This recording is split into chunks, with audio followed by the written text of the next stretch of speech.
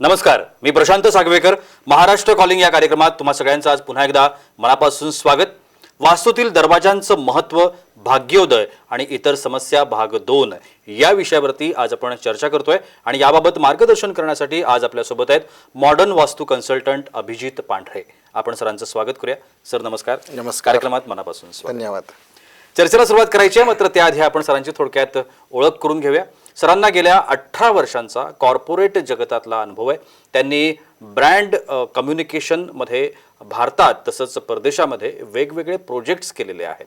अभिजित पांढरे हे गेल्या 4 वर्षांपासून रेसिडेन्शियल आणि कमर्शियल प्रॉपर्टीजमध्ये मॉडर्न वास्तू कन्सल्टन्सीची सेवा देत आहेत. या सेवांचं वैशिष्ट्य म्हणजे सर पूर्णपणे सायंटिफिक आणि टेक्निकल पद्धतीनं अतिशय प्रभावी असं मॉडर्न वास्तू उपायांबाबत मार्गदर्शन करत असतात. क्लास 1 ऑफिसर्स असतील, म्हणजे क्लास 1 अधिकारी आपण ज्यांना म्हणतो, पोलीस अधिकारी, तसंच सर्जन, डॉक्टर्स, प्रोफेसर्स, त्याच्यानंतर वकील, IT इंजिनियर्स, कॉर्पोरेट क्षेत्रातले उच्चपदस्थ उद्योजक अभिजित पांढरे सरांचं हे सगळे क्लायंट्स आहेत. आणि याबाबत तुम्हालाही सरांना काही प्रश्न विचारायचे असतील तर तुम्ही सुद्धा या कार्यक्रमामध्ये सहभागी होऊ शकताय. ज्या पद्धतीनं आता स्क्रीनवरती तुम्हाला सरांचे नंबर्स दिसत आहेत, या नंबर्सवरती तुम्ही सरांना कोणत्याही गोष्टींसाठी त्यांचं मार्गदर्शन घेऊ शकता, त्यांना उपाय विचारू शकता, तुमच्या ज्या काही समस्या असतील त्याबाबत सरांचं मार्गदर्शन घेऊ शकता. चर्चेला मी सुरुवात करतोय. सर पुन्हा एकदा स्वागत. धन्यवाद. दुसरा भाग आपण आज करतोय हो. दरवाजांच्या महत्वांबद्दल. वास्तूतील दरवाजांचं महत्व हे आपण गेल्या वेळेला सांगितलंच आहे, पण आज पुन्हा एकदा आपण सुरुवात त्यानेच करूया की काय महत्व असतं वास्तूतल्या दरवाजांचं. आता काय होतं, वास्तूमध्ये बाह्य जगतात उघडणारे जेवढे दरवाजे आहेत, बाह्य जगतात म्हणजे कुठे, ज्याच्यातून तुम्ही बाहेरच्या जगात जाता किंवा बाहेरच्या जगाशी तुमचा संपर्क होतो. मग तो तुमचा मुख्य दरवाजा असेल, युटिलिटीचा किंवा धुण्या भांड्याचा दरवाजा असेल किंवा बाल्कनीचा दरवाजा असेल, तर ह्या बाह्य जगतात उघडणाऱ्या दरवाजांचं 80% रिझल्ट हे वास्तूत असतात. म्हणजे काय होतं की एखाद्या वास्तूमध्ये फार चांगले एखाद्याची प्रगती झाली असेल, सुख समृद्धी असेल, आर्थिक उन्नती झालेली असेल, तर समजून घ्या की त्याचा कोणता ना कोणता बाह्य जगतात उघडणारा दरवाजा हा अतिशय शुभ पदात आलेला आहे. तर वास्तूमध्ये 80% रिझल्ट हे दरवाजाचेच असतात. मग बाकीचे, आणि जर दरवाजा अतिशय शुभ पदात आला असेल तर वास्तूमध्ये किरकोळ जरी दोष असतील, इम्बॅलन्सेस असतील, असंतुलन असेल, तर एवढा काही खास फरक पडत नाही. नक्की. सर आज जो आपण कार्यक्रम करतो आहोत किंवा आज जो भाग आहे याच्यामध्ये तुम्ही गेल्या वेळेला पण मला आठवतं आपण दिशांबद्दल सांगितलं होतं. अगदी छोट्या छोट्या त्यातले जे भाग होते ते सांगितले होते. आज कोणत्या दिशाबद्दल तुम्ही मार्गदर्शन? आज आपण मागच्या वेळेस आपण उत्तरेतील 8 पदांमधील दरवाजांबद्दल माहिती घेतली. आता ह्या वेळेस आपण पूर्वेतील 8 जे पद आहेत त्याच्याबद्दल माहिती घेणार आहोत. जसं मी मागे सांगितले, पूर्व, पश्चिम, दक्षिण, उत्तर ह्या 4 दिशांमध्ये प्रत्येकी 8 पद येतात, असे 32 पद येतात. तर आता आज आपण पूर्वेकडचे जे 8 पद आहेत त्यांची आपण माहिती घेणार आहोत. पूर्वेकडचे म्हणजे ईशान्येपासून आग्नेयपर्यंत. आता सुरुवात आपण ईशान्येपासून करणार आहोत. आता आपण यांचे 8 पद किंवा 8 भाग जे केले आहेत त्यांना आपण सुटसुटीत नावं दिली आहेत. E1 ईशान्येपासून सुरुवात होतो, E1, E2, E3 असे करत करत आपण आग्नेयमध्ये जातोय. त्याला आपण E8 म्हणजे E8 हे पदाचे आपण नाव दिलेले आहेत. तर आता सुरुवात आपण करूया ईशान्येतलं पहिलं पद, E1 पद. आता E1 पद जे असतं हे तसं थोडं घातकच असतं. कसं, तर याच्यामध्ये ज्यांचा दरवाजा येतो ह्या पदामध्ये किंवा त्या ईशान्येच्या त्या भागामध्ये, अर्ध्या भागामध्ये जेवढा एखाद्याचा दरवाजा आला तर फायर ऍक्सिडेंटचे एक चान्सेस असतात. फायर ऍक्सिडेंट म्हणजे काय, जळणं, पोळणं किंवा तुमचं काय म्हणतात भाजणं अशा पद्धतीचे होतात. जसं आता एक माझं क्लायंट आहे, त्यांच्या आपण व्हिजिट करायचे 6 महिने आधी त्यांच्याकडे एक इन्सिडेंट घडला. एक लहान मुलगी होती, उकळतक चहा तिच्या अंगावर पडला, ओठ भाजले. हो, तसंच दुसरं क्लायंट आहे, त्यांच्याकडे वास्तू करायच्या आधी पूर्वी कधीतरी 6 वर्षापूर्वी वगैरे काहीतरी त्यांचा असंच फायर ॲक्सिडेंट झाला. ते एक मेकॅनिकल इंजिनियर आहेत कंपनीमध्ये, त्यांच्या फायर ॲक्सिडेंट झाला, त्यात ते 80% भाजले होते, पण परमेश्वर कृपेने वाचले. तर अशा गोष्टी होतात जनरली. हे झालं E1 पदाचं. त्याच्या शेजारचं जे पद येतं ते E2 पद. आता हे E2 पद जे असतं ना, हे काय कळतं, वायफळ खर्च करायला लावतं. वायफळ खर्च म्हणजे निरर्थक खर्च, कळतच नाही पैसा कुठं जातोय. आता ज्यावेळेस आपण व्हिजिट करतो, क्लायंट मला म्हणतो सर आम्हाला कळतच नाही पैसा कसा खर्च होतो, नुसता खर्च चाललाय. तर समजून घेतो आम्ही की E2 मध्ये कुठेतरी हे पदामध्ये दरवाजा आहे. आता त्याच्या शेजारचं तर E3 पद. E3 पद हे अतिशय शुभ पद, मध्यभागी, पूर्वेच्या मध्यभागी साधारणतः E3 पद येतं. अतिशय शुभ, तुम्हाला सुख, समृद्धी, पैसा, आडका भरपूर प्रमाणात छान असा मिळतो. त्याच्या शेजारचं येतं E4 पद म्हणजेच मध्यभागी. आता हे जे पद असते याच्यात जर तुमचा दरवाजा आला तर होतं काय की एक तर हे पॉलिटिशियनसाठी किंवा राजकारण्यासाठी अतिशय चांगलं पद आहे, ज्याच्याद्वारे तुम्ही समाजाशी कनेक्ट होऊ शकता. तुम्हाला काय म्हणता येईल ना, एक भूमिका घेण्यासाठी वगैरे ती मदत करतं. दुसरं काय होतं, ज्यांचं काम गव्हर्नमेंट मशिनरीज थ्रू पडतं. आता गव्हर्नमेंट मशिनरीज थ्रू म्हणजे कसं असतं, कोणी ठेकेदार असेल, कॉन्ट्रॅक्टर असेल, लेबर कॉन्ट्रॅक्टर असेल किंवा कोणी असं ज्यांचं गव्हर्नमेंट मशिनरी थ्रू काम करून त्यांना पैसा येतो, तर अशा लोकांसाठी देखील हे E4 पद आहे ना, हे अतिशय लाभदायक आहे. गव्हर्नमेंट म्हणले जे उच्च अधिकारी असतात, डिसिजन मेकर, इन्फ्लुएन्शियल पीपल असतात, त्यांच्या थ्रू काम करून घेण्यासाठी हे पदातला दरवाजा हा लाभदायक ठरतो.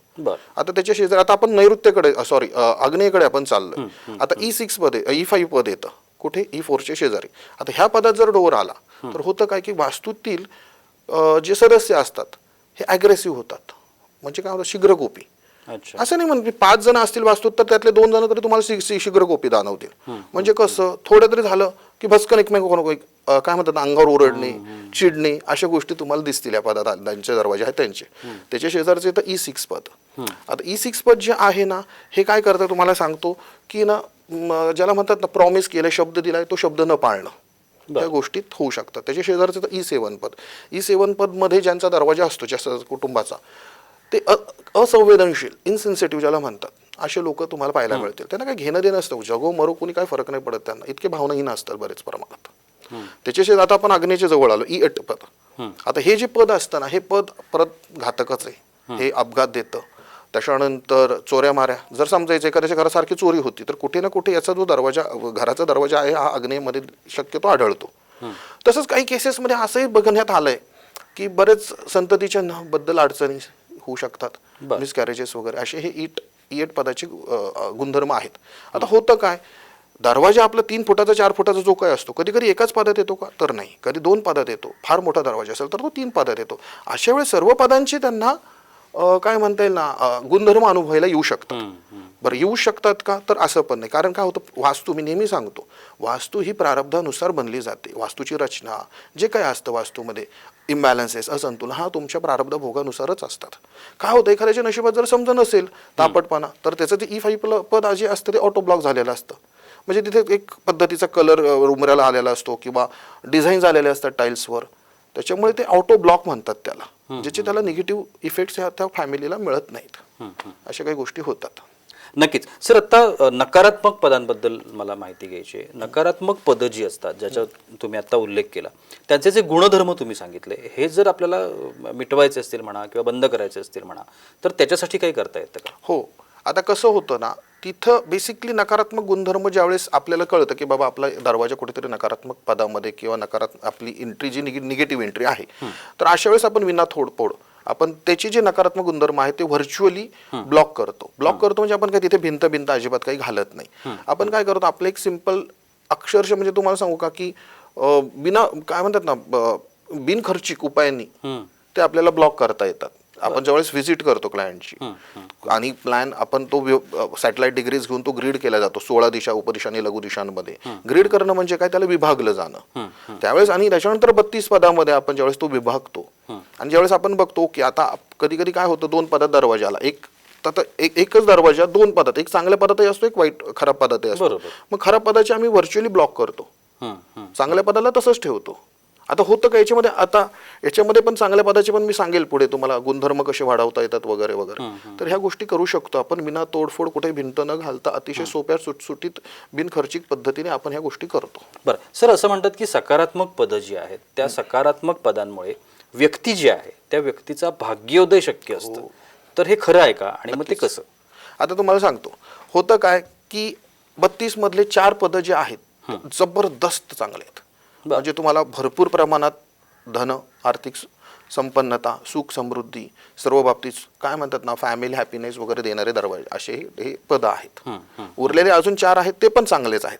तर आपण काय करतो की ज्यावेळेस एखादं क्लायंट मला म्हणतं की बाबा आपल्याला आहे ना, समजा त्याचा बंगलो आहे, रो हाऊस आहे, तिथे नॅचरली एंट्री काढू शकतो आपण, शक्य असते, फ्लॅटमध्ये शक्य नाही होत. तर व्हर्च्युअल एंट्री आपण, हा एक प्रकार आहे ॲडव्हान्स वास्तूमध्ये, मॉडर्न वास्तूमध्ये.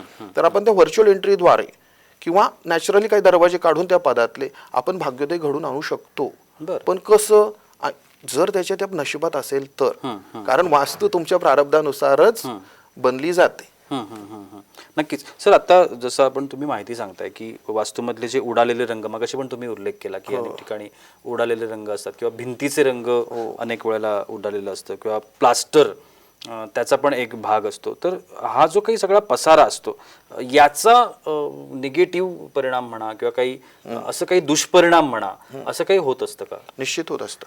आता तुम्हाला सांगतो, तुम्ही बघा कोणाच्या घरात गेले, त्या घरात बघा तुम्ही भिंतीचे रंग उडालेले आहेत, पोपडे पडलेले आहेत, त्याच्यानंतर तडे गेलेले आहेत भिंतीला, तुम्हाला तिथे रौनक नाही जाणवणार. काहीतरी विचित्र असं काय म्हणतात अनकम्फर्टेबल फील होणार.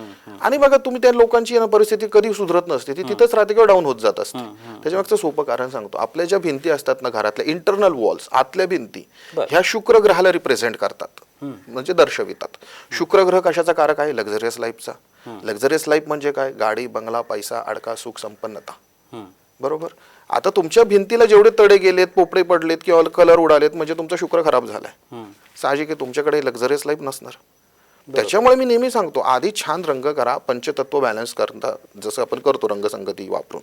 आधी व्यवस्थित रंग, व्यवस्थित पडदे, भिंती छान अशा, कुठेही तडे गेलेले नाहीत, कुठे पोपडे पडलेले नाहीत. जेवढ्या चांगल्या राहतील तेवढा शुक्र तुमचा मजबूत, आणि जेवढा शुक्र मजबूत तेवढे तुमच्याकडे सुख, संपन्नता, आर्थिक प्रगती ही पाहायला मिळते.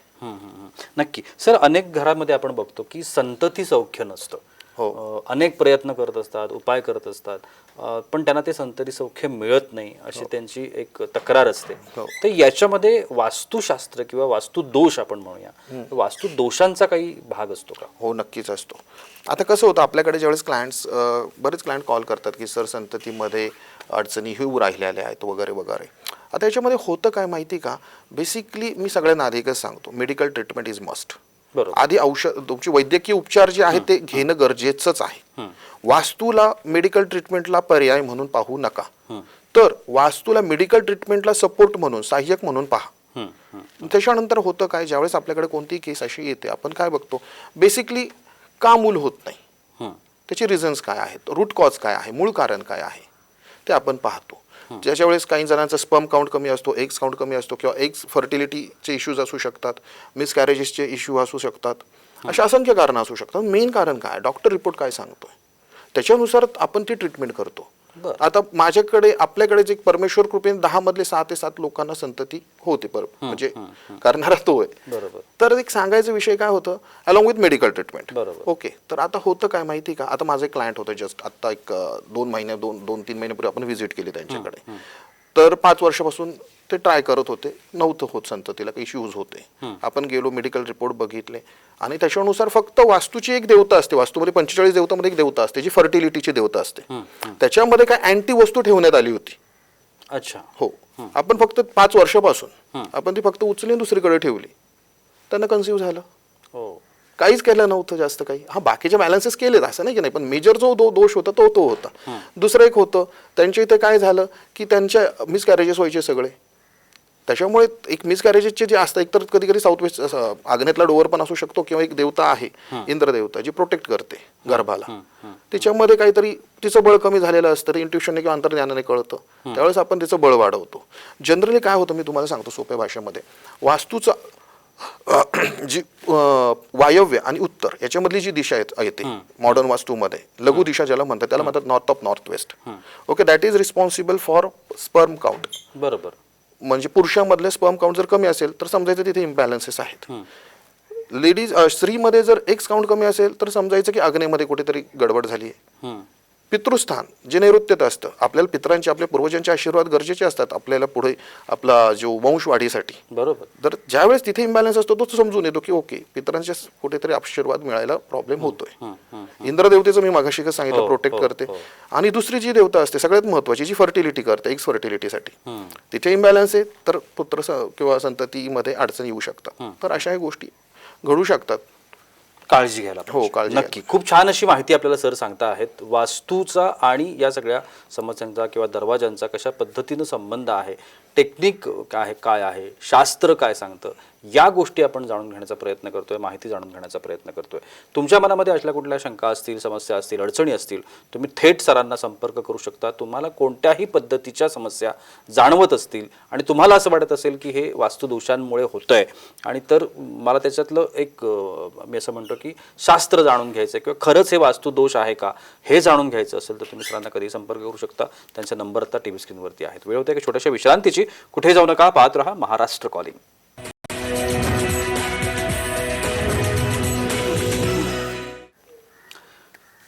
विश्रांतीनंतर महाराष्ट्र कॉलिंगमध्ये तुम्हा सगळ्यांचं पुन्हा एकदा मनापासून स्वागत. वास्तूतल्या दरवाजांचं महत्त्व जाणून घेण्याचा आपण प्रयत्न करतोय आणि मॉडर्न वास्तू कन्सल्टंट अभिजित पांढरे सर आपल्याला मार्गदर्शन करतायत. सर, बऱ्याच वेळेला असं होतं की आपण स्वतःची जी राहती वस्तू आहे ती वास्तू एखाद्याची वेगळी असू शकते आणि स्वमालकीची जी वास्तू आहे ती वेगळी असू शकते. तर त्याचा फ्लॅटचा किंवा बंगलो असेल म्हणा किंवा घर असेल म्हणा, तर या सगळ्या गोष्टींचा परिणाम होत असतो. हो, निश्चित होतं. काय मी तुम्हाला सांगतो, समजा आता एखादा व्यक्ती आहे, त्याचा स्वतःचा फ्लॅट आहे, बरं, ओके, तिथे आपण इम्बॅलन्सेस सेट केलेत, वास्तू बॅलन्स केली, पण तरी पण एखाद्या वेळेस त्याची जर स्वतःच्या नावाची कुठेतरी प्लॉट आहे, एखादा फ्लॅट आहे, रो हाऊस आहे, काही असेल आणि जर तो रिकामा असेल तर त्याचाही त्याच्यावर प्रभाव असू शकतो. आता होतं काय की जनरली ज्या दिवशी तुम्ही खरेदी करता एखाद्या प्लॉटचं त्या दिवसापासून तुम्हाला त्याचे प्रभाव जाणवतात त्या प्लॉटचे. बरं, जर रेंटेड हाऊस असेल आणि तिथे तुम्ही कोणी भाडेकरी घातला नसेल तरी तुम्हाला प्रभाव जाणू शकतात. आता 2 उदाहरणं सांगतो. माझं एक हडपसरचं पुण्याचं क्लायंट आहे, ठीक आहे, त्यांची आपण वास्तू बॅलन्स केली. वास्तू बॅलन्स केल्यानंतर बऱ्यापैकी छान फरक झाला, पण म्हणावं तेवढा नव्हता. बरं, तर आता याच्यानंतर मग मी त्यांच्याशी गोष्टींची बाकीची आपण जाणून घेतल्यानंतर आपल्याला कळलं की त्यांचा अजून एक फ्लॅट आहे कुठे सासवडला, जो खाली रिकामा फ्लॅट आहे. आपण त्याची व्हिजिट केली. त्या फ्लॅटमध्ये जे दोष होते ज्याच्यामुळे त्यांना कोलेस्ट्रॉलचा प्रॉब्लेम होत होता, ते दोष किंवा ते असंतुलन क्लिअर केल्यानंतर इकडे त्यांचा कोलेस्ट्रॉलचा त्रास बऱ्यापैकी कमी झाला. बरं, हो. आता दुसरे अजून एक होते आपले अधिकारी आहेत. झालं काय माहिती का, त्यांनी 2018ला एक जमीन विकत घेतली, मोठा प्लॉट विकत घेतला, एखाद्या एकरची जमीन विकत घेतली, चांगल्या हायवे टच. त्या जमिनीमध्ये असंतुलन होतं. आता घेतल्यापासून काय झालं, यांची आर्थिक प्रगती ढासळायला लागली, 1-1.5 कोटीचं कर्ज झालं. बरं. आता प्लॉटमध्ये इम्बॅलन्स कसे असतात ते आता ही एक मॉडर्न वास्तू टेक्निकने आम्ही शोधतो.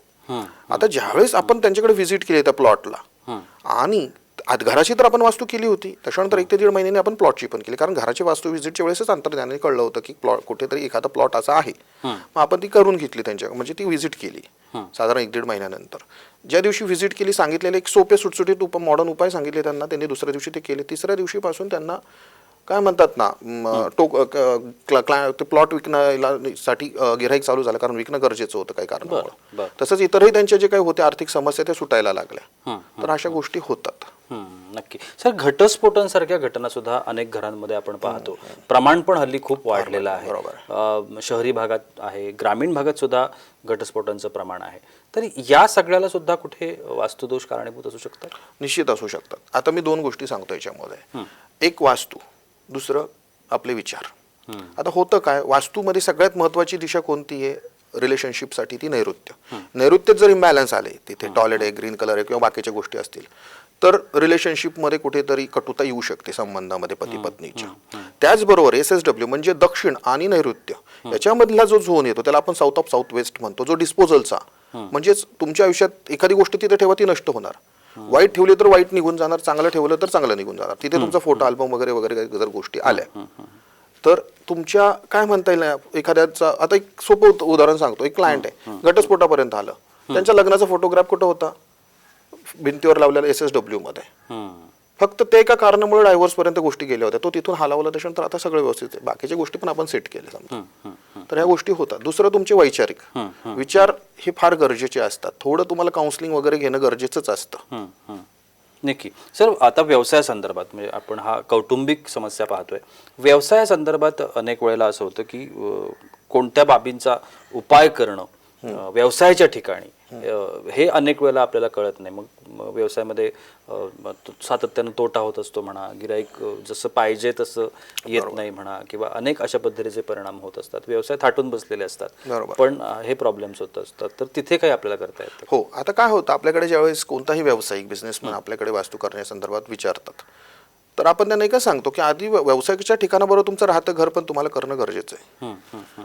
तर अशा वेळेस काय होतं की आपण जनरली त्यांच्या व्यवसायाच्या ठिकाणी आपण सगळ्यात आधी त्यांची एंट्री पाहतो. बरं. अतिशय चांगल्या पदातली पैसे कमवून देणारे. दुसरी त्यांची उत्तरेची दिशा. उत्तर दिशा ही तुमची क्लायंट्स असते, कारण कस्टमर फ्लो वाढवते.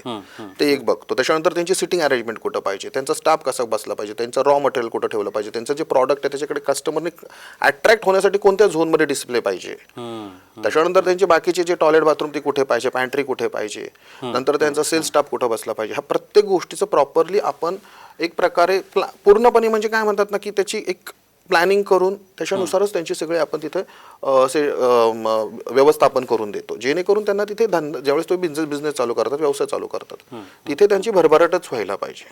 बरं. नक्की. सर, एक शेवटचा प्रश्न. खरं तर आपण कार्यक्रमाच्या अंतिम टप्प्यामध्ये आहोत. वैवाहिक सौख्य आपण जे म्हणतो की अनेक वेळेला असं होतं, जसं मगाशी तुम्ही घटस्फोटांच्या बाबतीमध्ये पण सांगितलं की वैवाहिक सौख्य मिळण्याकरता पती पत्नींमध्ये शारीरिक आकर्षण ह्या एक गोष्ट असते, पण ती मग कालानुरूप म्हणा किंवा जसे दिवस जातात पुढे, वेळ होत जातो, तसं तसं ते कमी त्याच्यामध्ये होत जाते. तर शरीर सुख किंवा आपण वैवाहिक सौख्य जे म्हणतो त्याला सुद्धा कुठेतरी वास्तू नक्कीच. काय होतं, एक अट्रॅक्शनचा झोन आहे नॉर्थ ऑफ नॉर्थ वेस्ट, वायव्य आणि उत्तर ह्या दिशेमध्ये. हा जलतत्वाचा झोन आहे किंवा लघु दिशा आहे ती. अच्छा. जे अट्रॅक्शन किंवा ह्या गोष्टींसाठी का महत्वाची असते.